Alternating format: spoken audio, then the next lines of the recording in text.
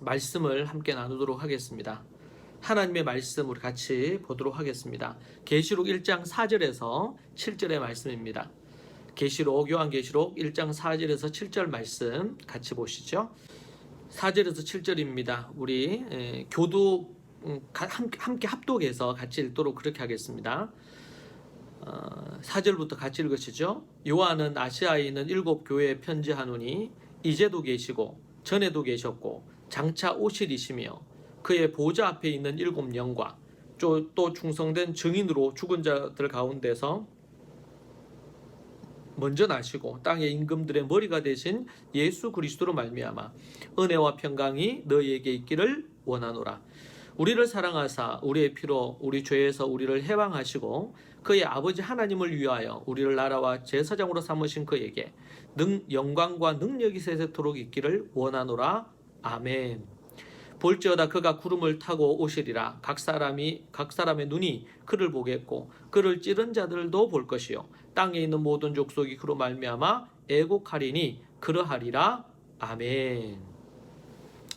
오늘 이 말씀으로 함께 하나님 앞에 우리 계시록에 나타나고 있는 종말의 때에 종말의 그리스도인들이 알아야 될 3가지에 대해서 여러분과 함께 말씀 나누도록 하겠습니다. 오늘 말씀을 볼 때에 이 7 교회에 요한은 편지하고 있습니다. 교회들에게 보내는 문안 인사가 나오고 있고요. 계시록 전체가 이 아시아에 있는 7 교회에 보낸 하나의 편지임을 우리가 알 수가 있죠. 본문의 이 아시아는 현재 우리가 알고 있는 아시아 대륙이라기보다는 당시 로마의 관할 아래에 있던 소아시아 지방을 가리킴을 우리가 알 수 있습니다. 그 지역을 로마 총독이 이 지역을 다스렸습니다. 현재 지역으로 한다면 터키의 유럽 지역에 해당되는 부분입니다. 제가 터키에 갔을 때도 이 유럽 지역 그리고 또 아시아 지역 이렇게 해서 그 경계가 되는 곳이 터키였거든요. 그런데 유럽 지역에 해당되는 부분이다. 그렇게 보시면 되겠습니다. 계시록은 처음부터 끝까지 환상과 상징으로 되어 있습니다. 전체적인 구성이 그런 모습이 있지만 그러나 이것은 편지로 전체적으로 서신으로 기록되어 있다는 사실을 우리가 기억해야 됩니다. 그럼 이 편지를 누가 보냈을까요? 1차적으로 인간 저자인 요한이 나타나고 있습니다. 그래서 오늘 읽은 말씀을 보면 요한은 아시아에 있는 7 교회에 편지하노니 그렇게 얘기하고 있습니다. 요한이 편지를 하고 있다. 그렇게 말하고 있는 것이죠. 요한은 예수님의 사랑받는 사도였고 그리고 또 요한복음과 요한서신들 요한 1, 2, 3서 그리고 또 요한계시록의 저자이기도 합니다. 물론 요한을 통해 예수 그리스도께서 교회에 보낸 편지이고 궁극적으로 발신인은 하나님과 예수님이신 것을 알 수가 있죠. 수신자는 이 편지를 받는 사람들은 11절에 기록된 대로 에베소, 서머나, 버가모, 두아디라, 사데, 빌라델피아, 라오디게아 7 교회의 부분입니다. 이 외에도 소아시아에는 당시에 골로새 교회 우리가 잘 알고 있는 그리고 또 히에라볼리, 드로아, 밀레도 교회가 존재했던 것을 우리가 알 수 있습니다. 역사적으로. 자, 요한계시록을 읽다 보면 우리는 종종 이게 편지라는 생각을 잊어버릴 때가 있죠. 근데 편지라는 형식을 띠고 있기 때문에 이 편지라는 어떤 형식의 틀을 우리가 잊어버리게 되면 요한계시록의 본문의 이해를 정확하게 못할 수가 있습니다. 자, 요한계시록은 하나님 그리고 예수님 성령님이 보낸 사랑의 편지다. 그렇게 볼 수가 있습니다. 인간 저자인 이 요한에 의해서 이게 기록되긴 하지만 그러나 여기 말씀해 보면 4절에 요한은 아시아에 있는 7 교회에 편지하노니 이제도 계시고 전에도 계셨고 장차 오실이시며 그의 보좌 앞에 있는 7 영광. 그래서 이제도 계시고 전에도 장차 오실이시며 이게 성부 하나님입니다. 그의 보좌 앞에 있는 7 영 성령 하나님입니다. 또 충성된 증인으로 죽은 자들 가운데 먼저 나시고 땅의 임금들의 머리가 되신 예수 그리스도로 말미암아 예수 그리스도 성자 하나님을 뜻합니다. 그러니까 성부, 성령, 성자 예수님의 부분들에 대한 것을 먼저 언급하고 그리스도로 말미암아 은혜와 평강이 너희에게 있기를 원하노라. 이제도 계시고부터 해서 원하노라가 한 문장입니다. 우리를 사랑하사 그의 피로 우리 죄에서 우리를 해방하시고, 이렇게 해서 그 다음 5절 뒷부분과 6절은 예수님이 어떤 일을 행하셨는지에 대해서 우리에게 얘기해주고 있습니다. 자, 그런 부분에서 이 요한계시록은 하나님 그리고 성령님, 예수님이 보낸 사랑의 편지다, 이렇게 보셔야 되겠습니다. 요한이 쓴 편지이긴 하지만 이 요한을 통해서 누가?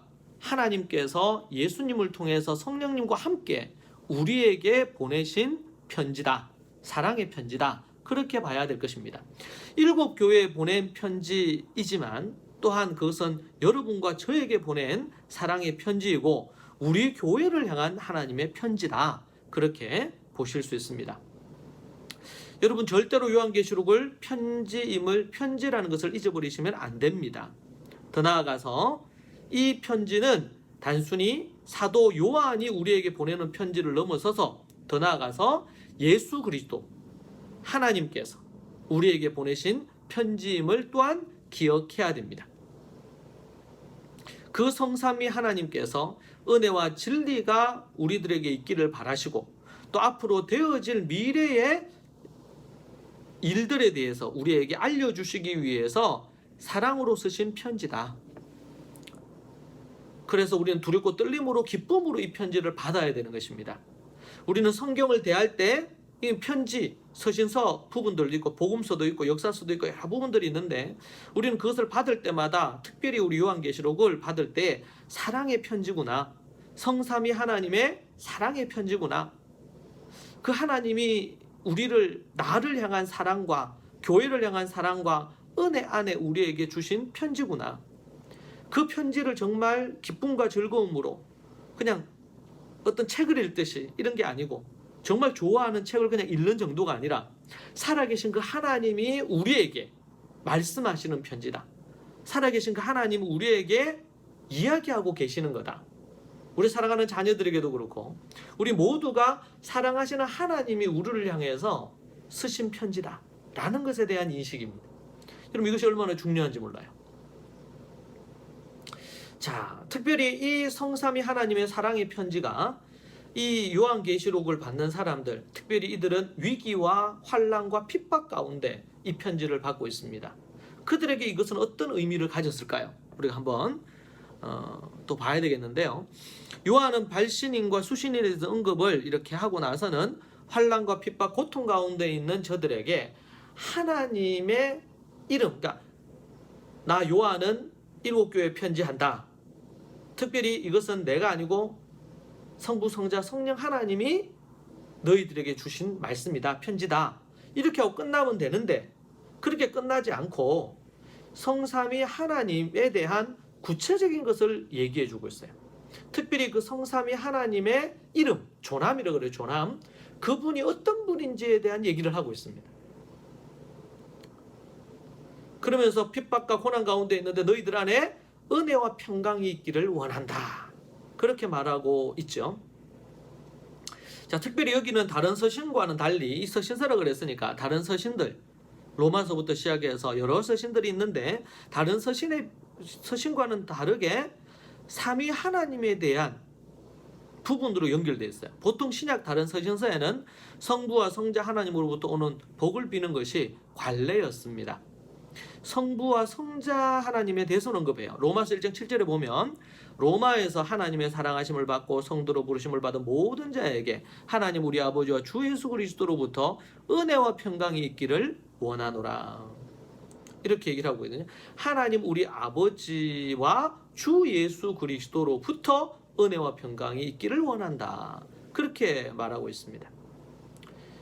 고린전서 1장 3절에서도 하나님 우리 아버지와 주 예수 그리스도로부터 은혜와 평강이 있기를 원하노라. 그래서 여기도 보면 하나님 우리 아버지와 주 예수 그리스도다, 이렇게만 언급이 되어 있단 말이에요. 성령 하나님이 여기서 빠졌죠. 근데 특이하게도 요한계시록에는 성삼위 하나님이 함께 언급되고 있습니다. 우리가 본 말씀에 보면 나옵니다. 성부 그리고 성령 하나님 그리고 성자 예수님과 관련하여 언급되고 있습니다. 특별히 그의 보좌 앞에 있는 7영이라 그래서 성령님을 언급하고 있는 거죠. 이 요한계시록에 나오는 이 말씀, 우리가 읽은 이 말씀과 더불어 고린도후서 13장 13절에 이 성령님이 언급되고 있는 것을 봅니다. 서신서에서는 이 성령님이 이렇게 언급이 잘 안 됩니다. 주 예수 그리스도의 은혜와 하나님의 사랑과 성령의 교통하심이 너희 무리와 함께 있을지어다, 이렇게 말하고 있습니다. 여기서 성령의 교통하심이다, 이렇게 표현하죠. 보통 이 문구와 더불어 이제 축도할 때 이 문구가 언급이 되는데요. 자, 성삼위 하나님에 의해서 은혜와 평강이 너에게 있기를 원한다 그랬습니다. 이 은혜는 카리스라 그랬습니다. 헬라식 인사 말인데 하나님께서 그리스도 안에서 거저 주시는 하나님의 무한한 사랑, 대속물로 내어주신 구원의 은총을 뜻하는 것이죠. 이것이 은혜, 카리스입니다. 평강입니다. 에이레네라는 헬라어인데 이것은 전통적인 유대 인사말로 인간의 노력에 의하지 않고 하나님께서 예수 그리스도로 말미암아 허락하신 십자가 화해가 낳은 평안, 이건 히브리어로 샬롬이라고 이렇게 말할 수 있습니다. 그러니까 하나님 은혜 카리스와 샬롬, 헬라적인 인사의 부분과 히브리 전통에 입각한 인사에 속하는 것으로 그들 안에 은혜와 평강이 있기를 원한다. 이 에레네라는 것이 은혜라는 카리스와 맥을 같이 하는 의미를 갖고 있는 것이죠. 죄로 말미암아 타락해 평안이 없는 인간에게 주어지는 하나님의 최고의 선물입니다. 이 두 가지 선물, 참된 평안과 그리고 은혜, 이 두 가지가 그리스도인들이 받은, 인간이 하나님으로부터 받아 누릴 수 있는 최고의 선물이 되겠습니다. 그것을 성삼위 하나님으로부터 오는, 성삼위 하나님으로 말미암아, 그렇게 표현하고 있습니다. 5절에 보면 땅의 임금들의 머리가 된 예수 그리스도로 말미암아 은혜와 평강이 너희에게 있기를 원하노라. 이 말미암아는 성부, 성령, 성자 예수 그리스도로 말미암아 은혜와 평강이 너희에게 있기를 원하노라 라는 부분입니다. 자, 그런 부분을 우리가 볼 수가 있습니다. 성삼위 하나님의 은혜와 평강이 있기를 원한다고 하면서 성삼위 하나님으로부터 오는 그것이 어떤 부분인지 우리가 볼 수가 있는데, 첫 번째는 성부 하나님입니다. 먼저 이제도 계시고 전에도 계셨고 장차 오실이시며 라고 말하고 하고 있습니다. 삼위 하나님 중 성부 하나님을 가르치고 있는데 이 구절은 본서에 여러 번 반복되고 있습니다. 1장에 4장에 11장에 계속 반복됩니다. 이 표현은 하나님은 말로 표현할 수 없는 절대자이시고 불변자이시고 정말 지배자이심, 그리고 과거와 현재와 미래를 관통하시는 영원하신 분이다. 그래서 먼저 이제도 계시고 전에도 계셨고 장차 오실 이시다. 그래서 현재, 과거, 미래를 다 관통하고 계시며 주장하고 계시는 그 하나님, 성부 하나님을 뜻하죠. 믿는 자들에게 이러한 이 표현들은 하나님을 더욱더 신뢰하게 만들고, 또 특별히 핍박과 환난 가운데서 그분이 재림과 심판과 모든 것의 절대자이심을 알기 때문에 로마의 황제 그 넘어 계시는 그들을 다스리시는 하나님. 그래서 우리 구약의 말씀 보면 만왕의 왕이요 만주의 주시다 이렇게 표현을 하잖아요. 그런 부분과 이게 관련이 되어 있습니다. 그리고 성령 하나님입니다. 두 번째, 그의 보좌 앞에 있는 7영입니다. 성령님을 가리킵니다. 7은 완전수이고요, 그분의 완전함을 보여줍니다. 성령님은 완전하시고 또 은사의 다양함으로 우리에게 말씀해 주시고, 성령님의 강력한 영향력이 교회 안에 미치고 있는 것입니다. 성령님은 보좌 앞에 계신다 그랬습니다. 그래서 성부 하나님과 더불어 모든 일을 행하시는 분입니다. 자, 성자, 그 다음 세 번째는 성자 예수님입니다. 예수 그리스도, 그분은 어떤 분이냐? 크게 세 가지로 표현하는데, 첫 번째는 충성된 증인이시다 그렇게 표현하고 있습니다. 그분은 전 생애를 걸쳐서 이 땅에 오셔서 충성된 아들이자 증인의 삶을 사셨습니다. 자기를 낮추시고 죽기까지 복종하시고 또다시 부활하심으로 영원히 충성된 일꾼이 되셨습니다. 성자 하나님은 예수님은 하나님의 뜻대로 행하셨습니다. 하나님의 말씀만 충실하게 증거하시고 말씀하셨습니다. 우리 그리스도인들은 그런 사람이 되어야 됩니다. 예수 그리스도를 본받아서 충성스러운 사람이 되어야 됩니다. 성경에서 이 충성스러움에 대해서 얼마나 많이 강조하는지 모릅니다. 충성된 일꾼, 순종과 복종하는 충성된 일꾼, 착하고 충성된 일꾼, 이런 표현들이 얼마나 많이 강조됩니까? 성경에서 우리에게 요구하시는 인간을 향해서 하나님이 바라시는 것이 바로 충성됨입니다. 그분은 언약의 성취자이고요, 잃어버린 양들을 구원하셨습니다. 하나님이 이 땅에 예수님을 보내신 그 목적을 충성스럽게 성취하셨습니다. 여러분, 우리가 이 땅에 왜 존재할까요? 왜 태어났을까요? 무엇을 위해 우리가 이 땅에 살아야 될까요? 오직 그 하나님과 하나님의 그 말씀을 위해, 그 사명을 위해 우리가 충성된 증인으로 살아야 될 줄로 믿습니다. 증인은 증거 아니면 순교자, 기록이라는 의미를 갖고 있습니다. 말투에스라고 해서 예수님은 세상에 하나님과 그분의 나라를 증거하시는 일에 목숨을 다해 충성하신 선교사셨습니다. 죽은 자들 가운데서 먼저 나시고, 이 표현은 그리스도께서 십자가에 못 박혀 죽으셨다가 부활하신 것을 우리에게 말씀해 주고 있습니다. 부활의 첫 열매가 되셨고 모든 죽은 자들이 예수님을 따라 부활하게 됩니다. 이것은 예수 그리스도께 이 모든 영혼들에 대한 소유권이 있다는 것을 우리에게 말해줍니다. 그리고 땅의 임금들의 머리가 되신 예수 그리스도다. 그렇게 보면 첫 번째는 충성된 일꾼, 두 번째는 죽은 자들 가운데서 먼저 나시고, 세 번째는 땅의 임금들의 머리가 되신 예수 그리스도라고 말합니다. 부활을 의미하죠. 부활 승천하시고 본래의 영광과 그리고 왕적인 모든 지위를 회복하셨습니다. 빌립보서 2장 9절과 10절에서 이게 언급되고 있는데요. 그분은 우주 만물의 통치자시고 백성들의 구세주와 세상의 심판주가 되시는 분입니다. 당시 로마 황제까지도 이 예수 그리스도의 통치 아래에 있는 것입니다. 그런데 자기가 모든 신인 것처럼, 모든 것의 절대적인 주인인 것처럼 행사함으로 말미암아 교만하여져서 하나님의 심판을 받는 것이죠. 그래서 얼마나 여러분, 로마 황제가 위대한 로마 황제, 전 세계가 아는 로마 황제, 얼마나 비참하게 인생을 살고 비참한 인생으로 삶이 마감이 되었습니까? 당시 핍박 가운데 있던 초대교회 성도들에게 이 성삼위 하나님이 어떤 분이신지, 성부 하나님, 성령 하나님, 그리고 성자 예수님의 이 세 가지의 모습을 통해서 그분이 어떤 분인지를 알 때 핍박 가운데서도 큰 위로와 격려와 힘이 되었을 것입니다. 예수님은 지금뿐 아니라 영원까지 인류와 우주를 통치하시는 분이십니다. 진정한 위로자요, 진정한 안식을 우리에게 주실 수 있는 피난처이십니다. 우리 주 성삼위 하나님 안에서만 이걸 얻을 수 있습니다.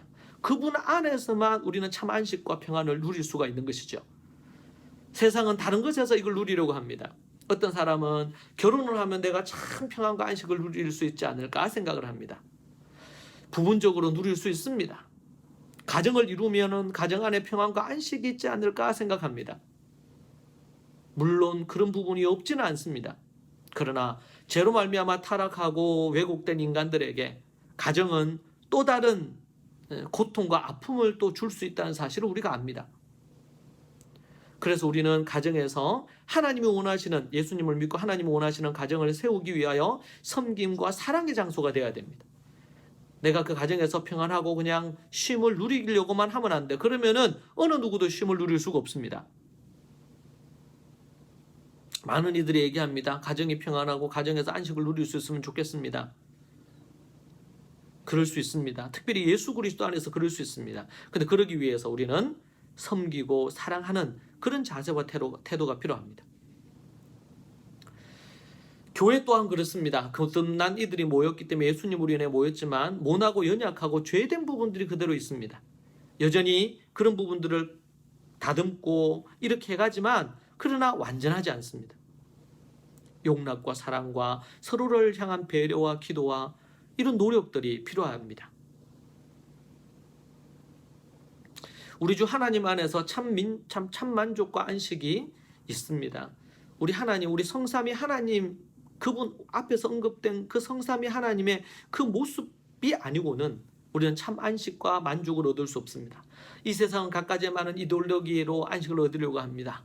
이 세상의 어떤 나름의 가치로, 이 세상의 어떤 부분으로. 그래서 철학을 보면, 철학사를 보면 철학 안에는 어떤 육체적인 쾌락으로 행복을 얻으려고 하거나, 인간 존재가 누구인지, 또 어떻게 할 때 진정한 행복을 누릴 수 있는지, 이런 부분들에 대해서 얼마나 많은 부분들에 대해서 많은 철학자들이 고민하고 나름대로의 그 이론을 얘기를 하지 않았습니까? 그런데 그러한 것들 속에 참된 만족이, 참된 안식이 없습니다. 이 땅의 모든 리더와 특별히 목사들 완전하지 않습니다. 연약한 자들입니다. 다만 믿음으로 그리스도를 닮아가고 여전히 달려가고 있는 자들일 뿐이죠. 그러나 우리의 영원한 리더이시고 유일한 리더 한 분만 뽑으라면 예수 그리스도, 그분밖에 없습니다.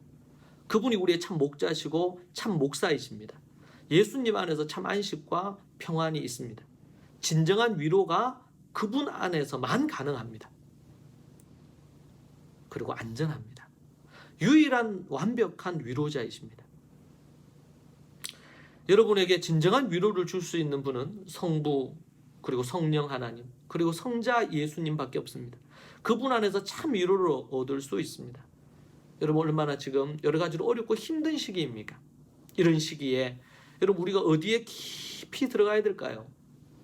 예수 그리스도 그분 안으로, 성령님 안으로, 성부 하나님 안으로 들어가야 될 줄로 믿습니다. 하나님이 어떤 분인지를 깊이 알아야겠습니다. 그분을 머리로만 알 뿐 아니라 삶으로 경험하고 체험해서 알아야 되겠습니다. 폭풍우가 치고 비바람이 불어도 요동하지 않는 내면을 갖고 평정심과 안정감을 갖게 될 것입니다. 베드로가 그 변화무쌍하고 감정적인 베드로가 어떻게 변했습니까? 페트라, 반석이 되었습니다. 그의 이름은 반석입니다. 여러분의 인생이 이렇게 달라질 것입니다. 어떻게 할 때 달라질까요? 예수 그리스도, 그리고 성부 하나님, 성령 하나님을 깊이 알아갈 때, 그럴 때 어떠한 폭풍우가 쳐도 요동함이 없이 꿋꿋한 뿌리 깊은 나무처럼 서 있을 것입니다.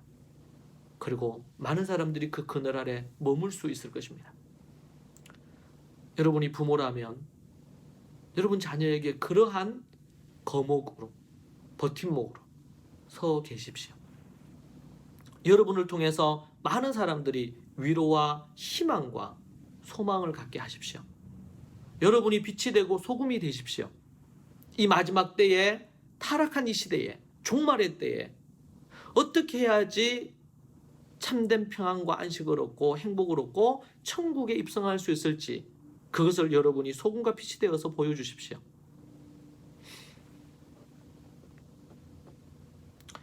자, 이렇게 성삼위 하나님의 편지, 사랑의 편지로 이루어져 있는데, 특별히 그것과 더불어 종말의 그리스도인들이 알아야 될 세 가지를 우리에게 그 다음으로 명확하게 얘기해 줍니다. 그 첫 번째가 뭐냐면 예수님이 행하신 세 가지를 알아야 됩니다. 앞에서 우리는 예수님이 어떤 분인지를 얘기했는데, 그 다음 부분으로 우리에게 예수님이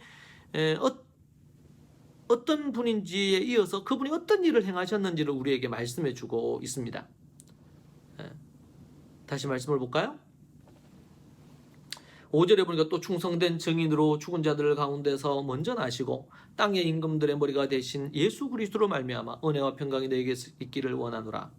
우리를 사랑하사 그의 피로 우리 죄에서 우리를 해방하시고, 이렇게 나오죠.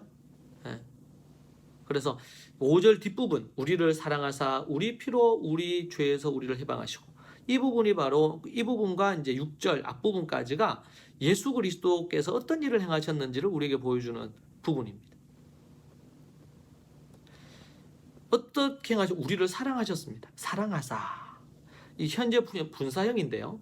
지금도 여전히 계속해서 사랑하고 있대. 과거에 예수님이 2000년 전 갈릴리 호수에서 제자들을 사랑하신 그 사랑에 끝나는 게 아니고 지금도 여전히 계속해서 사랑하고 계신다. 또한 이 사랑이 현재부터 영원까지 계속된다는 것을 의미합니다. 이 사랑이 십자가에서 우리를 위해 피 흘리게 하셨습니다. 우리를 사랑하신 것입니다. 두 번째, 자신의 피로 우리의 죄에서 해방시키셨습니다. 예수 그리스도의 그 피로 말미암아 우리를 해방시키셨습니다. 어디에서? 죄에서 해방하여 자유를 주셨습니다. 우리를 사랑하신 주체는 성부 하나님이시고 십자가를 구체적으로 드러낸 사건입니다. 하나님의 그 사랑의, 성부 하나님의 사랑의 사건의 구체적인 부분이 십자가예요. 그런데 그 예수님이 십자가에서 죽으심으로, 자신을 내어주심으로 우리를 죄에서 해방시키셨습니다. 여기서 해방하시고라 그랬는데 부정과거형입니다. 이미 과거에 일어난 사건이자 완성된 사건이다 라는 의미예요. 과거에 일어났지만 완성된 사건이다. 이미 해방이 완성되었다. 십자가는 과거 역사적인 사건임과 동시에 하나님의 계속되는 영원한 사랑의 사건이다.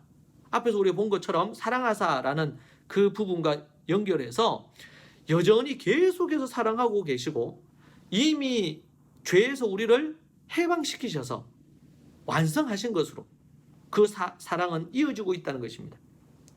죄에서 해방된 자들은 마귀와의 싸움에서 승리하는 것이고 또한 그 승리에 함께 동참하게 되는 것입니다.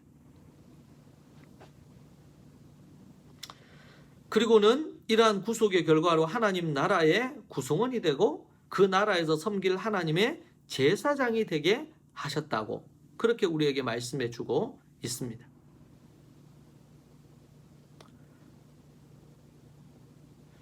자, 이 세 가지를 사랑하셨고 그리고 우리를 죄에서 해방시키셨고 그리고 하나님 나라의 구성원이 되게 하셨다. 이것이 바로 예수 그리스도가 하나님이 예수님을 통해서 예수님이 땅에 오셔서 이루신 일이다. 이렇게 우리가 알 수 있겠습니다. 여러분, 예수님이 우리를 위해서 행하시는 일이 얼마나 큽니까? 우리가 잊어버리면 안 됩니다. 절대로 잊어버리면 안 되는 것. 예수님이 행하신 세 가지를 잊어버리면 안 돼요. 종말의 때 이것을 반드시 기억해야 됩니다. 그렇지 않으면 우리의 믿음이 흔들리게 될 것입니다. 우리가 하나님의 뜻을 분별하고 믿음으로 도전해 가는데 각가지의 어려움들을 만나게 될 것입니다. 세 가지 결코 잊어버려서는 안 됩니다.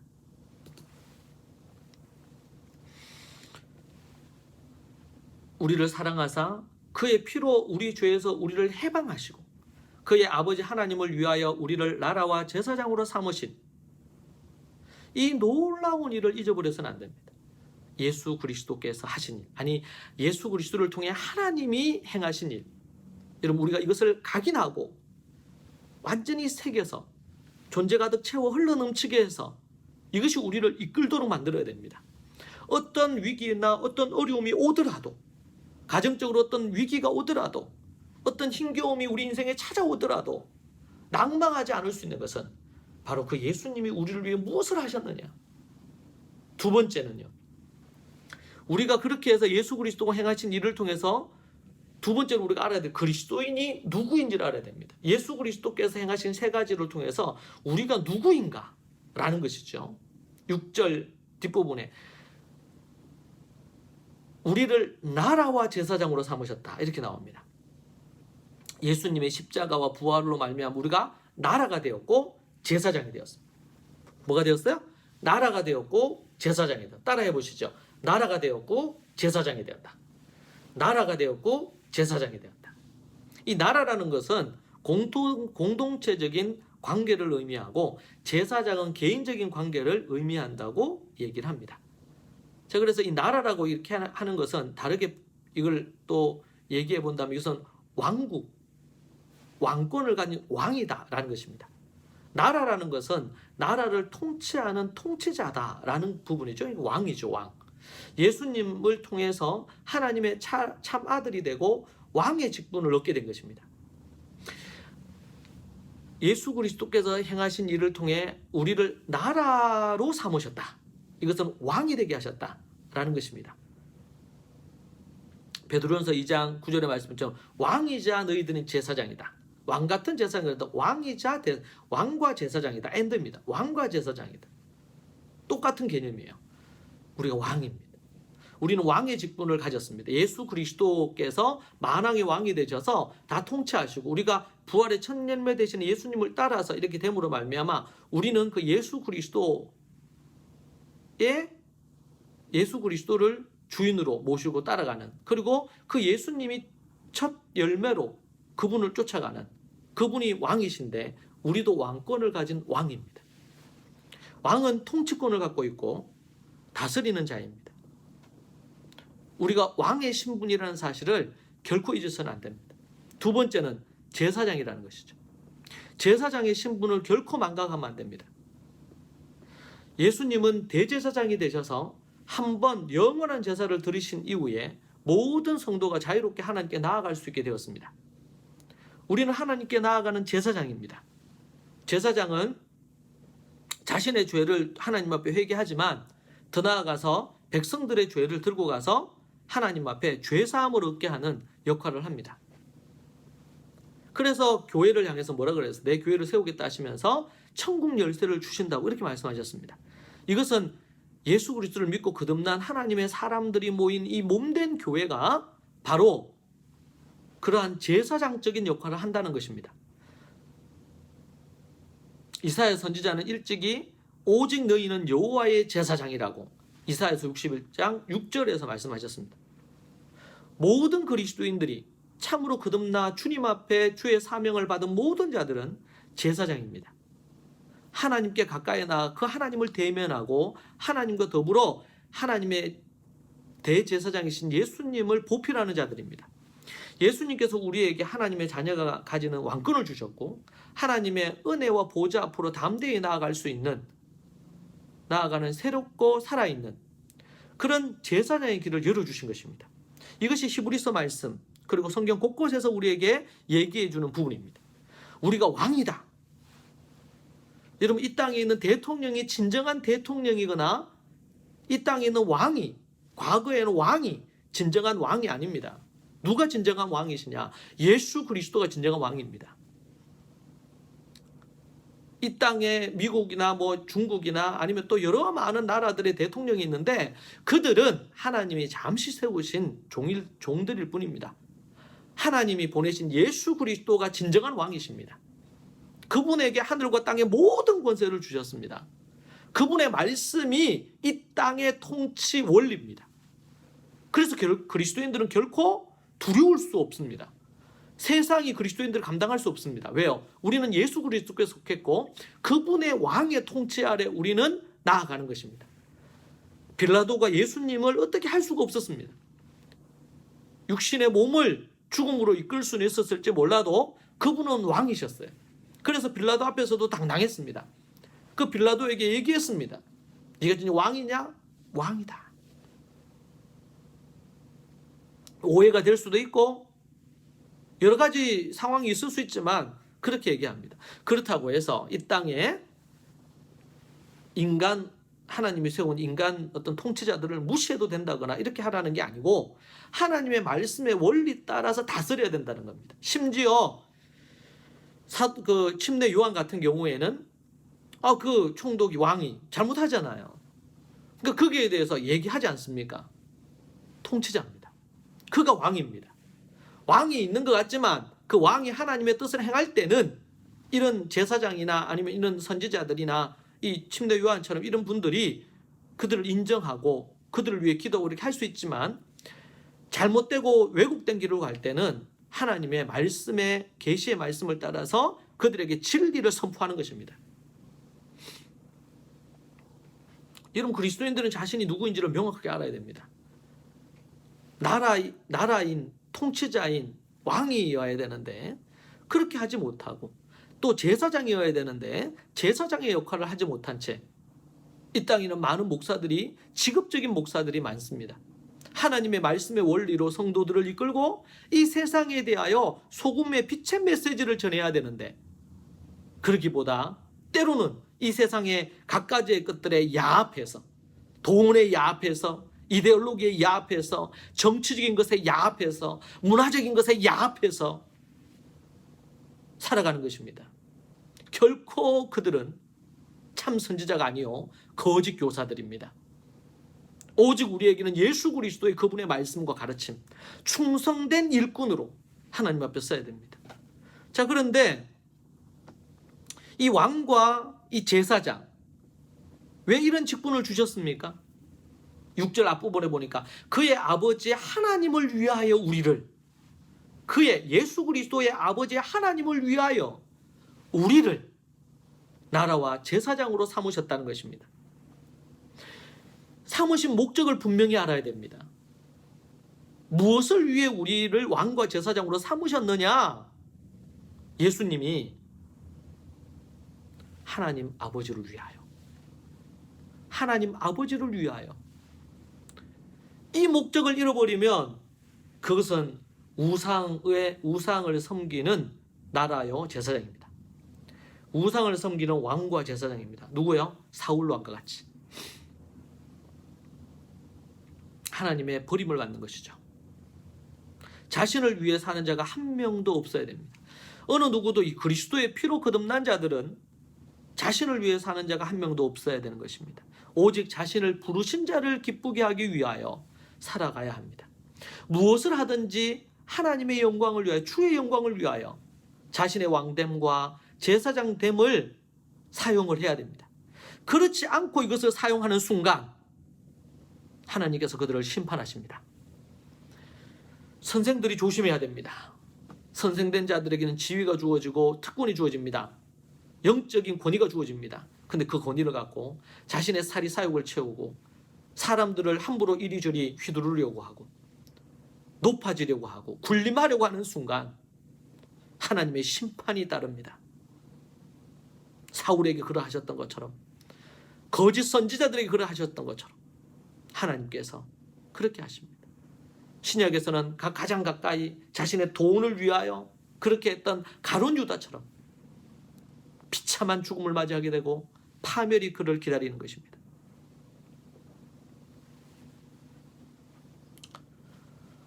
요한은 하나님의 영광, 하나님의 권능이 영원무궁하기를 기다립니다. 영광은 명예와 명성, 권능과 위엄을 뜻합니다. 하나님을 향한 찬양과 공경을 뜻합니다. 능력이, 세력이란 뜻인데요. 하나님의 권세, 통치권을 의미하고 하나님께 돌려드려야 될 것입니다. 세세토록이라는 게 뭡니까? 세대들의 세대라는 거예요. 세대가 계속 이어지는 부분들에 대한 것입니다. 본서에서 12번이나 계속 반복되는 것이 세세토록. 그런 의미에서 세대 간에 다음 세대, 그 다음 세대에 하나님의 믿음과 말씀이 전수되는 것이 얼마나 중요한지 모릅니다. 요한은 하나님의 영광과 권능이 영원무궁하기를 기원합니다. 아멘이라고 이렇게 표현하죠. 확실하다, 진실되다, 그대로 이루어지기를 동의한다 거기에. 그리고 내 믿는다, 이런 의미를 갖고 있습니다. 여러분, 예수 그리스도께서는 오직 하나님의 영광을 위해 이 땅에 사명을 감당하셨습니다.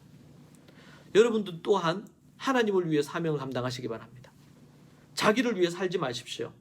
일하고 땀 흘려 수고하고 돈을 벌고 공부를 하고 이렇게 하지만 하나님의 영광을 위하여, 공부하는 것도 하나님의 영광을 위하여, 우리 학생들이 일하는 것도 하나님의 영광을 위하여, 하나님의 복음을 전하는 일을 위하여, 영혼 구원을 위하여. 그래서 어떤 분은 내가 버는 월급이 이거는 성교비라, 이것으로 우리 가족들이 먹고 생활하는데 왜 먹고 생활하느냐? 선교지에서 선교사들이 선교비를 갖고 왜 생활합니까? 먹고 왜 마시고 필요한 집에 렌트비를 내고 합니까? 영혼을 구원하고 제자 삼는 일을 위해서, 그렇지 않습니까? 그 일을 위해서 내 존재가 있다는 사실입니다. 첫 번째는 우리가 알아야 될 것이 예수 그리스도께서 하신 세 가지를 알아야 되겠고, 두 번째는 그리스도인이 누구인지를 알아야 되겠고, 왕과 제사장. 그리고 그 왕과 제사장으로 예수님이 삼으신 이유는 오직 하나님을 위하여, 하나님의 나라를 위하여. 그리고 마지막 세 번째는 예수님이 가신 그대로 재림하시고 모든 족속이 그때는 애국할 것을 알아야 됩니다. 7절입니다. 볼지어다 그가 구름을 타고 오시리라. 각 사람의 눈이 그를 보겠고 그를 찌른 자들도 볼 것이며 땅에 있는 모든 족속이 그로 말미암아 애곡하리니 그러하리라. 아멘. 다시 한번 아멘이라고 하면서 확증을 짓죠. 요한은 그의 독자들에게 그리스도께서 오시기를 기대할 것을 명합니다. 볼지어다 그가 구름을 타고 오시리라. 우리는 이런 말씀을 볼 때마다 예수님이 구름 타고 하늘로 올라가셨거든요. 가신 그대로 다시 오신다 그랬어요. 이게 그냥 옛날 이야기처럼 생각하고 아이들에게도 그렇게 가르치는 경우 있는데 매우 잘못된 것입니다. 이 말씀 그대로 예수님이 오실 것입니다. 바울 사도께서는 예수님의 재림을 증거하고 있습니다. 데살로니가 전서에 그리고 계시록 1장 7절에서 다니엘서 7장 13절을 배경으로 해서 우리에게 말씀하고 있는 것입니다. 구름을 타고 오시리라. 구름은 하나님의 영광과 위엄을 나타냅니다. 그분의 임재의 상징이죠. 구름에 둘러싸여서 구름 타고 승천하셨습니다. 영광 중에 다시 구름을 타고 이 땅에 오실 것입니다. 이것을 믿지 않는 그리스도인들이 너무 많아요. 그리고 기대하거나 고대하지 않아요. 구름 타고 오시리라는 것을, 이 말씀을 명확하게 믿지 않습니다. 각 사람의 눈이 그를 보겠다 그랬습니다.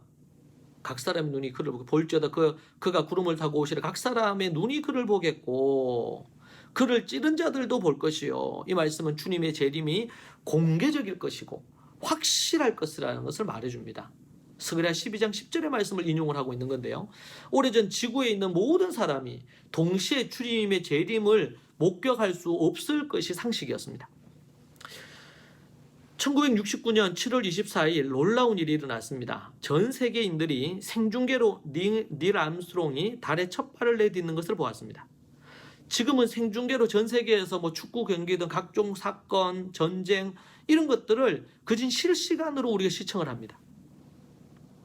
지금은 당연한 것이 되었지만 지금으로부터 한 4, 50년 전만 해도 그런 일은 있을 수 없다고 거짓말이라고 했습니다. 주님의 재림이 어떻게 임할까요? 인류가 동시에 보는, 시청하는 그런 상황 가운데 예수님이 오실 것입니다. 초림 때 예수님은 은밀하고 초라한 모습, 아기의 모습으로 오셨습니다. 그러나 재림의 때에는 공개적이고 위엄을 갖고 권색을 갖고 그렇게 오시는 것입니다. 그를 찌른 자들도, 이것은 스가랴 12장 10절의 언급과 동일합니다. 주님께서 십자가에 달려 계실 때 로마 병정이 옆구리에 창으로 찔렀습니다. 그분을 찔렀던 자들, 복수로 표현되어 있어요. 그러니까 그 병사만이 아니고 예수님을 십자가에 못 박으라고 외쳤던 많은 유대인들, 그리고 로마 관원들, 유대 관원들, 대제사장과 서기관들, 수많은 사람들이 예수님을 박해하지 않았습니까? 그들이 예수 그리스도의 재림을 볼 것이란 말입니다. 그분은 재림하셔서 모든 이들을 심판하실 것입니다. 주의 재림을 망각한 채 죄 가운데 빠져 사는 사람들에겐 탄식과 애곡만 있고 둘째 사망, 지옥불에 떨어지게 될 것을 말해주고 있습니다. 더 이상 회개의 기회가 없습니다. 그러하리라 아멘 이렇게 얘기했잖아요. 이것은 확실하게 이렇게 이루어진다는 것을 말해줍니다. 마지막 주의 재림 때에 예수님이 가신 그대로 구름을 타고 다시 오실 것이고, 그때는 각 사람의 눈이 예수님을 다 볼 거고 70억이 넘는 이 지구에 있는 모든 사람들이 다 볼 것입니다. 어떤 사람은 나이트클럽에서 볼 수도 있겠고, 어떤 사람은 교회에서 볼 수도 있겠고, 어떤 사람은 개인적으로 기도하는 중에 예수님의 재림을 맞이할 수도 있겠고, 어떤 사람을 정말 일을 하다가 만날 수도 있을 것입니다. 공부하다가 주님을 만날 수도 있습니다. 주님의 재림을. 모든 이들이 주님의 재림을 볼 것입니다. 그때의 심판은 우주적입니다. 공의롭게 공개적인 심판이 이루어질 것입니다. 모든 족속이 그때는 올스톱입니다. 더 이상 믿고 뭔가를 하고 이렇게 할 수 있는 기회가 끝이 납니다. 끝까지 회개치 않았던 자들이 후회하고 통곡하는 때가 옵니다. 그래서 땅에 있는 모든 족속이 그로 말미암아 애곡하리니, 슬퍼하고 통곡하며 울며 불며 난리가 날 것입니다. 여러분 그것을 믿으십니까? 먼저 예수 그리스도의 재림을 믿으십니까? 재림이 이렇게 구름을 타고 전 세계 70인구가 동시에 볼 것을 믿으십니까? 그리고 위엄을 갖고 심판자로 이 땅에 오실 것을 믿으십니까? 7절 끝에 그러하리라 아멘이라고 했어요. 이 말은 다르게 표현하면 아멘 아멘을 두 번 한 것과 같습니다. 그러하리라 이 말이 아멘이라는 뜻이거든요. 근데 또 아멘이라고 그랬잖아요. 꼭 그렇게 이루어질 것을 믿습니다 라는 뜻입니다. 여러분, 예수님의 재림이 반드시 성취될 것을, 왜 반드시 성취된다는 말씀이 하나님의 말씀이잖아요. 예수님의 말씀이잖아요. 온 세상이 통곡하는 날이 옵니다. 여러분, 지금 우리가 이 우한에서 들어온 이 코로나 바이러스 때문에 얼마나 많은 사람들이 신음하고 고통하고 있습니까? 최근은 제가 얘기 들으니까 이탈리아 같은 경우에는 80세 이상은 치료 대상으로 안 한답니다. 산소 마스크를 쓰게 할 수 있는 이게 상황이 안 된다 그래요. 전 세계가 이탈리아뿐만 아니고 지금 이것이 번지고 있는 각 나라들이 그런 상황이 되고 있습니다. 우리 대구에도 꽤 많은, 지금 뭐 몇천 명의 사람들이 실질적으로 많은 치료를 못 받는 경우들도 있지 않습니까? 얼마나 신음하며 장례도 보지 못하고 돌아가시는 분들이 얼마나 많습니까? 전 세계의 애곡과 슬픔이 있는데, 이때에 예수님의 재림 때의 애곡과 통곡은 뭐냐? 이제는 영원한 지옥불에 떨어진다는 사실입니다. 더 이상 은혜의 때가 끝났고 구원의 때가 끝이 났다는 것이죠. 그리고 결국 모든 이들이 예수님의 재림의 때에 심판받아 두려움과 공포 속에 떨면서 통곡하며 둘째 사망, 지옥불에 떨어지게 될 것입니다. 이것이 7절에서 우리에게 주는 말씀입니다. 이것이 너무나 확실하고 확실하다. 그래서 뭐예요? 아멘, 아멘. 반드시 그렇게 될 것을 믿습니다. 반드시 그렇게 될지어다. 그렇게 예수님이 얘기하시는 것이죠. 사랑하는 여러분, 우리의 신앙은 종말론적인 재림신앙이 되어야 됩니다. 우리의 신앙이 이 땅에 안주하고 재림을 기다리지 않고 하나님의 재림을 준비하지 않고 그러면은 깨어 근신하지 않게 될 거 아니에요. 언제 올지 모르는 부분이 있으니까 열처녀가 그러하듯이 기름을 준비하고 기다리는 처녀처럼 준비하라는 거예요. 여러분, 우리 주님은 반드시 재림하십니다. 그리고 그분은 이 땅에 오셔서 심판하실 것입니다. 회개하시고 그 하나님 앞에 깨어 근신하십시오. 저는 이번 이런 코로나 바이러스 사태와 관련해서 하나님께서 왜 특별히 우리 대구에 이런 일이 터지는 상황들을 두시는가? 우리가 정말 회개할 것이 없는가? 정말 하나님 우리에게 지금 회개하라고 하시는 거 아니겠는가? 그런 생각을 다시 하게 됩니다. 사랑하는 여러분, 오늘 말씀을 갖고 잊지 말아야 될, 그리스도인들이 종말의 때 잊지 말아야 될 이 세 가지를 기억하십시오. 이 세 가지를, 예수 그리스도가 행하신 세 가지를 기억하시고,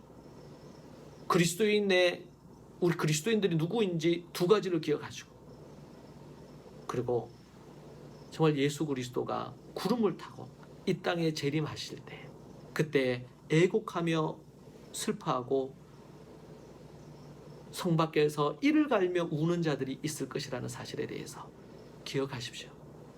알아야 될 세 가지입니다. 종말의 때 반드시 기억해야 될 세 가지.